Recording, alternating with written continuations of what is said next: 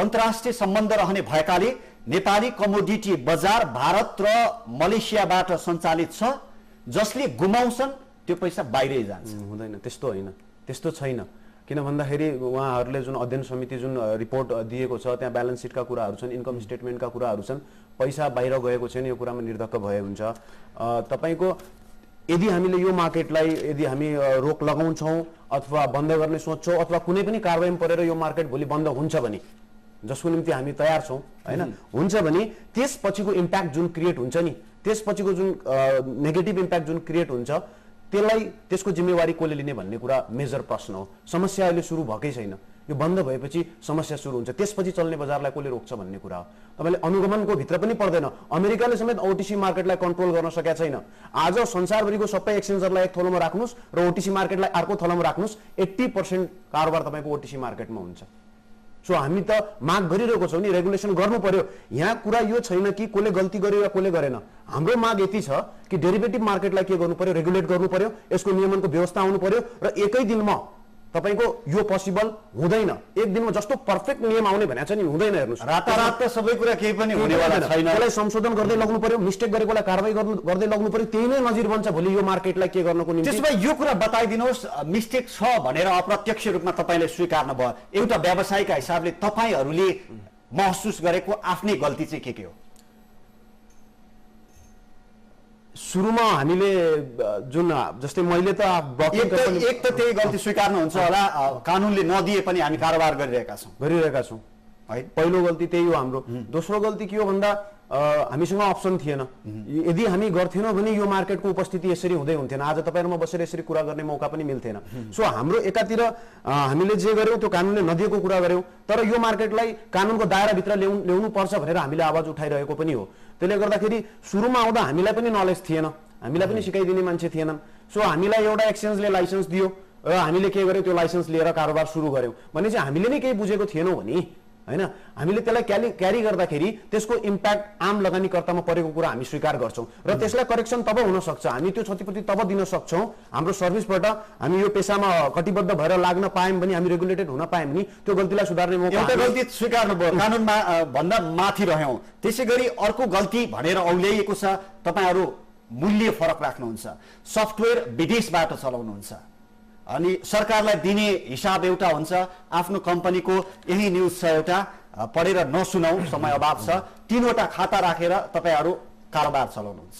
त्यस्तो छैन, त्यस्तो छैन। मेरो कम्पनीमा म पनि एउटा कम्पनीलाई रिप्रेजेन्ट गर्छु, अहिले म पुरै मार्केटलाई रिप्रेजेन्ट गरेर तपाईको अगाडि यहाँ बसिरहेको छु। मेरो कम्पनीमा एउटै खाता छ, हामी एउटै के भन्छ खाताबाट कारोबार गर्छौं। तपाईकोमा होला, अधिकांशकोमा छ कि छैन भन्ने ग्यारेन्टी तपाई पनि लिन सक्नु। म लिन्छु, जो जसको छ उसलाई कारबाहीको दायराभित्र ल्याउनु पर्यो। त्यस्ता किसिमको प्रवृत्ति जसको छ, त्यस्ता किसिमको काम जसले गर्छ, त्यसले गर्दा दशौं हजार मान्छेको भविष्य। सर, मैले केही प्रश्नहरू उठाएँ, जस्तै सफ्टवेयरका कुरा, त्यसैगरी लगानीका कुरा, त्यसपछि विदेशमा पैसा जान्छ भन्ने कुरा। तपाईहरुको अध्ययनले यी विषयमा के सुझाव अथवा निष्कर्ष निकालेको छ?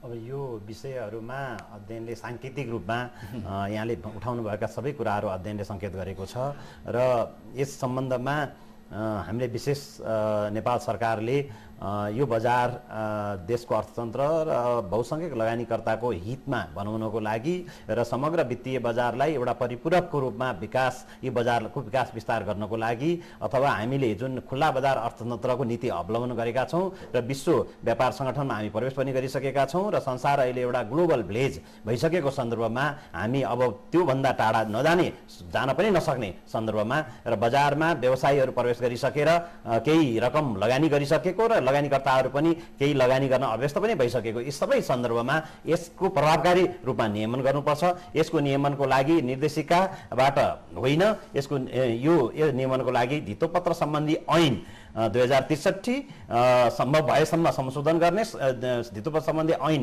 2063 संशोधन गर्न सम्भव नभएमा अध्यादेश मार्फत ऐनमा संशोधन गरेर नियमावलीको त्यो अध्यादेशमा जुन अधिकारहरू धितोपत्र बोर्डलाई, नेपाल धितोपत्र बोर्डलाई कमोडिटी डेरिभेटिभ मार्केट नियमन गर्ने अधिकारहरू त्यहाँ भइसकेपछि त्यो अधिकारहरूमा टेकेर नियमावली तयार गर्ने र नियमावलीमा विशेष यो जुन पुँजी संरचना र जुन उपयुक्त आधारहरू हुन्छ, विश्वव्यापी रूपमा प्रचलनमा आएका उपयुक्त आधारहरू, तर हाम्रो सन्दर्भमा त्यसलाई के उपयुक्त हुन्छ भन्ने कुराको विशेष विचार गरेर ती आधारहरू तय गर्ने र ती आधारहरू पुरा गर्ने एक्सचेन्जेसहरू र आफसाफ सदस्य, गैर आफसाफ सदस्य, बजार निर्माताहरूलाई मात्रै प्रवेश गर्ने र बजार सञ्चालन गर्न दिने भन्ने किसिमबाट अध्ययनमा सिफारिस गरिएको छ। त्यही अध्ययन अनुसार नेपाल धितोपत्र बोर्डले कार्यविधि तयार गरिसकेको छ र अरू पूर्वाधारहरू के कस्तो किसिमको पूर्वाधार आवश्यक पर्छ र यसमा उपयुक्त आधारहरू के हुन सक्छ र संस्थागत संरचना कस्तो हुनुपर्छ भन्ने सन्दर्भमा र नेपाल सरकार र नेपाल धितोपत्र बोर्डले यो बजारलाई परिपक्व रूपमा नियमन गर्नको लागि के कस्तो किसिमको निर्णय गर्नुपर्ने हो भन्ने सन्दर्भमा केही कामहरू गर्न बाँकी छ र यी कुराहरू सबै गरेर हामीले यसलाई स्वच्छ पारदर्शी रूपमा र यसको अर्थ हुन सक्ने किसिमबाट मात्रै नियमन निकाय नहुँदाखेरि यो बजार स्वतन्त्र हुँदै स्वच्छतातिर प्रवेश गरिरहेको छ भन्ने निष्कर्ष चाहिँ लगभग तपाईँहरूको अध्ययनबाट नै आयो होइन? अध्ययनबाट देखिएको त्यही नै हो, तर यो भन्दाखेरि कुरा के हुन्छ भनेदेखि इग्नोरेन्स, यसलाई नकारात्मक रूपमा भन्दा पनि बजारलाई सुधार गर्नुपर्ने, व्यवस्थित गर्नुपर्ने कुराहरू छन्। अहिले जसरी नकारात्मक रूपमा हेरिँदैछ, बुझिँदैछ अथवा त्यो हिसाबमा व्यवसायहरू जसरी डराइरहनु भएको छ, त्यो अर्थमा भन्दा पनि यसलाई व्यवस्थित गर्न सकियो भने चाहिँ फाइदा हुन्छ भन्ने अध्ययनको निष्कर्ष हो अथवा होइन? हो, त्यही नै हो, अध्ययनको निष्कर्ष त्यही नै हो। यो बजारलाई यदि सुव्यवस्थित तरिकाले राम्रोसँग नियमन गरेर अगाडि बढाउन सकियो भने यो बजार देशको अर्थतन्त्रको विकास विस्तार र बहुसङ्ख्यक लगानीकर्ताको हितको लागि यो बजार हुन सक्छ र विशेष गरेर नेपालको लागि यो बजार अझ बढी महत्त्व छ। कुन मानेमा भनेदेखि यो कमोडिटी डेरिभेटिभ मार्केटका तीनवटा जुन उद्देश्यहरू हुन्छन्, जस्तो सट्टैबाजी र विभिन्न बजारहरू बिचमा भएको मूल्य जुन फरक फरक मूल्यलाई सम्बोधन गर्ने र वस्तुहरूको मूल्य निर्धारण गर्ने सन्दर्भमा नेपाल कृषि प्रधान मुलुक हो र यसमा 76% भन्दा बढी लगानी कृषकहरू नै छन्। त्यसपछि 1/3 भन्दा बढी कुल ग्राहस्थ उत्पादनको 1/3 भन्दा बढी कृषि क्षेत्रबाटै यसलाई योगदान भएको छ र त्यो कृषि क्षेत्र अहिले पनि सब्सिस्टेन्स एउटा सेक्टरको रूपमा रहिरहेको छ। यसलाई कमर्सियलाइज गर्नको लागि र यसलाई कृषकहरूलाई उपयुक्त मूल्य दिनको लागि कृषिसँग जोड्नु पर्यो भन्ने हामीले जे जस्तो किसिमको अहिले नियमन संरचना बनाउँदैछौँ अथवा जे जस्तो किसिमको प्रोत्साहन गर्ने किसिमका व्यवस्थाहरू हामीले गर्दैछौँ र फेसिलिटेट गर्ने क्रममा हामीले यो बजारलाई कृषि क्षेत्रलाई उकास्ने र त्यहाँ संलग्न हुने पक्षलाई एउटा बजार दिने र वास्तवमा जे जस्ता किसिमका वस्तुहरू छन् हाम्रा देशमा खाद्यान्न लगायत अरू जुन मौलिक वस्तुहरू यासा गुम्बा, अलैँची, अदुवा, चिराइतो जस्ता वस्तुहरूले पनि अन्तर्राष्ट्रिय मूल्य प्राप्त गरून् र त्यो किसिमबाट यो बजारलाई लानुपर्छ र यसमा पूर्वाधारहरू समेत हुनुपर्छ भन्ने सन्दर्भमा हामी अहिले नेपाल धितोपत्र बोर्ड विशेष सचेत हुँदै त्यो किसिमबाट नियमन संरचना तयारीमा लागिरहेछ। सुशीलजी, एउटा व्यवसायका हिसाबले यो व्यवसायमा हुन त सबै व्यवसायमा सबैले कमाए भने त्यसको अर्थ नहोला, सबैले कमाउँछन् भन्ने ग्यारेन्टी छैन। यो व्यवसायमा चाहिँ 10%ले कमाउने, 90%ले गुमाउने हुँदो रहेछ होइन? त्यसको कारण छ यो व्यवसायमा नेपालमा मात्र होइन, सट्टेबाजी जुन सरले अघि शब्द प्रयोग गर्नु भने तपाईको स्पेकुलेसन भन्छ यसलाई, त्यही कारणले 90%ले गुमाउने कारणले यसलाई अर्को जुवा भनेर पनि भनिसकिएको छ। तर अब त्यो आधार पुष्टि हुन्छ हुँदैन त्यो त पछि थाहा होला। त्यो यो जुवा होइन, अर्को जुवा होइन भन्ने आधार के हो तपाईसँग? संसारमा मैले मेरो आफ्नै यसमा लजिक छ होइन। संसारमा तपाईँ एउटा सामान्य म उदाहरण दिन्छु, फुटबल जुन खेल हुन्छ यसमा 212वटा कन्ट्री हुन्छ र 32वटा कन्ट्रीले क्वालिफाई गर्छ र जित्ने एउटै हुन्छ भनेपछि फुटबल पनि ठुलो जुवा हुनसक्छ होइन। तपाईँको डक्टरको मेडिसिनकै इक्जाममा 10,000 विद्यार्थीहरू जुन प्रड्युस हुन्छ उनीहरूले आवेदन भरेको हुन्छ, त्यसमा सीमित केही सङ्ख्याहरूले पाउँछ र बाँकीले पाउँदैन भनेपछि त्यहाँनिर शिक्षाको जुवाको विषय उठ्न सक्छ। त्यसले गर्दा हाम्रो एटेन्सन चाहिँ केमा हुनु पर्यो भन्दा ध्यान त्यो जुन गुमाउने जुन छ 10% छ नि कमाउने, त्यसलाई कसरी हामीले बढाएर 20% पुर्याउन सक्छौँ, 25% पुर्याउन सक्छौँ, त्यो चाहिँ त्यसको कारणहरूलाई हामीले पत्ता लगाएर त्यहाँ वर्कआउट गर्ने हो नि यो बजार 50-50 को हुनसक्छ। कमाउने र गुमाउने 50-50 मै हुन सक्छ। त्यतिखेर हो भने बजार चल्छ पनि। चल्छ। यसमा शिक्षा मेजर कुरा छ कि यो market mainly knowledge based market हो। प्रथम कुरा यसमा चेतना चाहिन्छ, अवेरनेस। दोस्रो कुरा एजुकेसन चाहिन्छ। तेस्रो कुरा जोखिम व्यवस्थित लगानी गर्नु पर्यो कि यो तीनटा कुरा अब सिक्ने क्रममा 4 वर्ष सिक्दाखेरि तपाईँको साइकल चलाउँदा जसरी मान्छे लड्छ नि त्यसै गरी लड्दै पड्दै नै हामीले पनि बुझेका हौँ, सिकेका हौँ। नियमनको अभावमा पनि हामीले जे जति मेन्टेन गर्न सक्थ्यौँ, जे जति मिलाउन सक्थ्यौँ आफ्नो पार्टबाट, जति हाम्रो बुद्धिले भ्याउँथ्यो त्यति हामीले गर्दै आएको। हामीले आफ्नो ठाउँमा लयर पनि राख्या, आफ्नो ठाउँमा सीए पनि राख्या, सल्लाह पनि लिएको। हामी फर्स्ट जेनेरेसन व्यवसायीहरू हुन्। यो 3 कुरा भन्नु पनि तपाईँले, तिनै कुरा भएका नेपालमा यो व्यवसाय गर्ने मान्छे त कति होलान् र? कति छन् अहिले भनिदिनुहोस् त।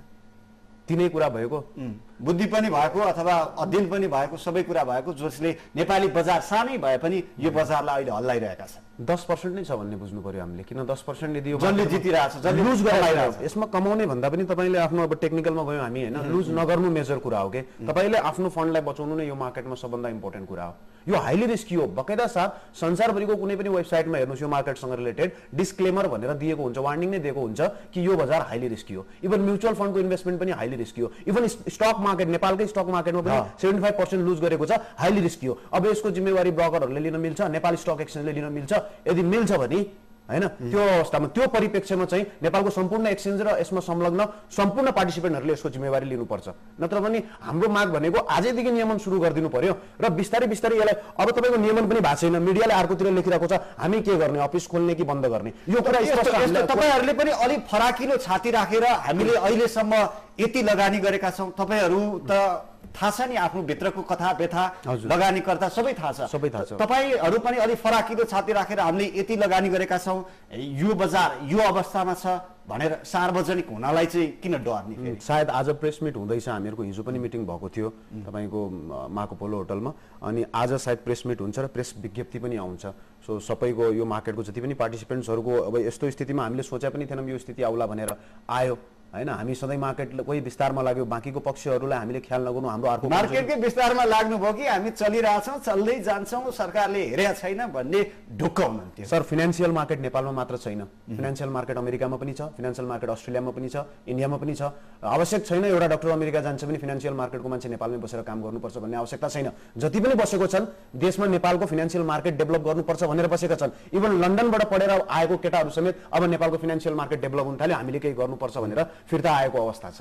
त्यसले गर्दाखेरि हामीलाई पनि पक्कै नेपालको वित्तीय बजारसँग बच्चैदेखि माया भएको कारणले गर्दा, व्यवस्थापनको विद्यार्थी भएको कारणले गर्दाखेरि नै हामी यो मार्केटमा लागि परेका हौँ हैन। निश्चित रूपले हाम्रो यो मार्केटलाई लिएर दृष्टिकोण, हाम्रो धार र हामी यदि नियमन आउँछ भने हामी नियमनमा बस्न तयार छौँ। नियम नभएकोले नियममा नबसेका होइन हैन, नियम नभएकोले गर्दा कहिलेकाहीँ मिस्टेकहरू भएका हुन्। हामी अन्तिमतिर लगभग आइसक्यौँ, धेरै कुरा त आइसके, तर 1, 2, 3 गरेर भन्दाखेरि यो बजारलाई व्यवस्थित गर्ने आधारहरू चाहिँ के हुन सक्छन्? 1, 2, 3 गर्दै उहाँहरू पारदर्शी हुनुपर्ने त सबैभन्दा पहिलो आधार होला।